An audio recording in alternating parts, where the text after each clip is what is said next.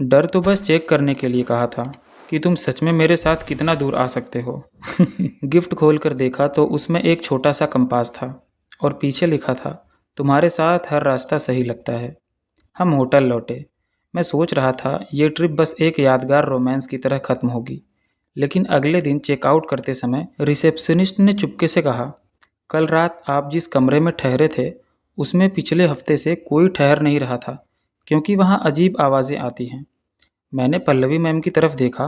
वो बस हल्की सी मुस्कुरा रही थी, जैसे सब कुछ जानती हों। इसी तरह ट्रिप खत्म हुई, लेकिन उस मसूरी वाली ठंडी हवा में जो हंसी, डर और अपनापन मिला, वो हमेशा गर्माहट देता रहेगा।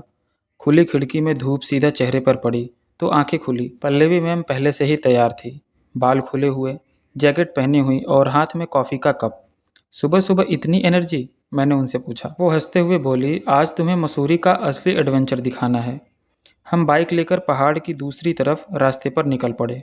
वहाँ भीड़ कम थी, सड़क थोड़ी कच्ची थी और आसपास बस जंगल। करीब आधे घंटे बाद मैम ने कहा, रुको, यहाँ बाइक छोड़ते हैं और पैदल चलते हैं। मैंने हैरानी से पूछा, यहाँ यहाँ तो कोई नहीं है। वो मुस्कुराई और बोली कि यही तो मज़ा है। हम पत्थरों और झाड़ियों के बीच चलते चलते एक पुराना टूटा हुआ बंगला देखने पहुँचे। बाहर से ही अजीब सा लग रहा था। मैंने मजाक में कहा, मैम ये आपका दूसरा घर है क्या? वो बोली, नहीं, लेकिन यहीं एक कहानी है। सुना है कि कोई पुरानी डायरी मिली थी जिसमें एक महिला ने अपनी लव स्टोरी लिखी थी और आखिरी पेज अधूरा था। हमने दरवाज़ा धक्का देकर खोला। अंदर धूल और जाले थे, लेकिन खिड़की से आती रोशनी में सब साफ दिखाई दे रहा था। पल्लवी मैम कमरे के कोने में गई और ज़मीन से एक पुराना लोहे का बक्सा उठाया। तुम्हें पता है, ये बक्सा मैंने सालों पहले यहाँ देखा था। सोचा था कभी नहीं खोलूँगी। मैंने कहा, तो आज ही खोल लो, मैं यहीं हूँ। बक्सा खोला। अंदर सच में एक पुरानी डायरी थी। उन्होंने मुझे दी और कहा, तुम पढ़ो। मैंने पहला पेज खोला। उसमें लिखा था, अगर ये पढ़ रहे हो तो समझो कि अधूरी कहानी तुम्हारे साथ में है। यार भाई, मैं रोमांटिक कहानियाँ सुनाता हूँ यार, ये धीरे धीरे हॉरर कहाँ से होते जा रही है, मुझे डर लग रहा है।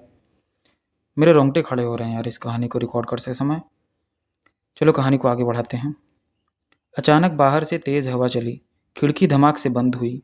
मैं चौंक गया थोड़ा सा, लेकिन मैम ने हंसकर कहा, डरो मत, ये सब मौसम है। पर उनकी आंखों में एक पल के लिए जो गंभीरता थी वो मुझे साफ दिखी। हम डायरी लेकर बाहर निकल आए। रास्ते में उन्होंने कहा, हार्दिक, कभी कभी कुछ बातें समय पर ही समझ आती हैं।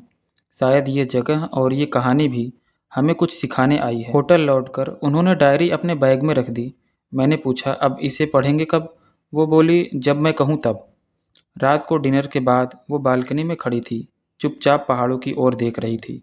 मैं पास जाकर बोला, मैम आप कुछ छुपा रही हैं? वो हल्की सी मुस्कान के साथ बोली, शायद,